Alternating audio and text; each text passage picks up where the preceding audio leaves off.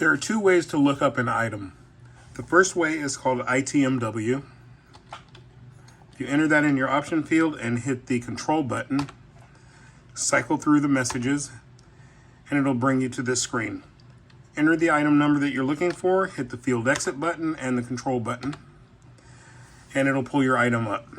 This screen gives you a number of details. It gives you the description of the item. It also gives you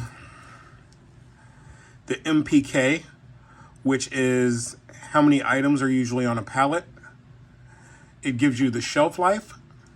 It gives you the current week sales, last week's sales, the quantity on order, quantity in transit, beginning on hand, today's receivings, today's sales, and the sellable quantity left on hand. A couple things to keep in mind. It also gives you the expected arrival date, and that date is not the date that it's expected to arrive at the warehouse necessarily, but usually the date it's expected to arrive at our Northern California depot.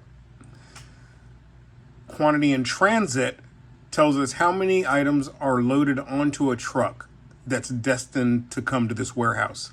That doesn't necessarily mean that that truck is coming today. It doesn't necessarily mean that that truck is coming tomorrow.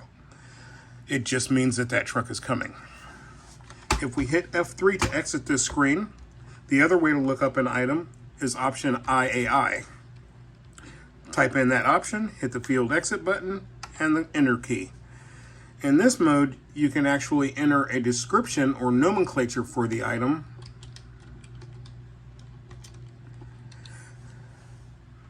The description field works kind of like Google in that you don't need to put in the entire word. So if you don't know how to spell something, you can put in part of the spelling. And here it gives you a brief breakdown, just telling you how many items we have on hand and a description of the item, as well as the item number.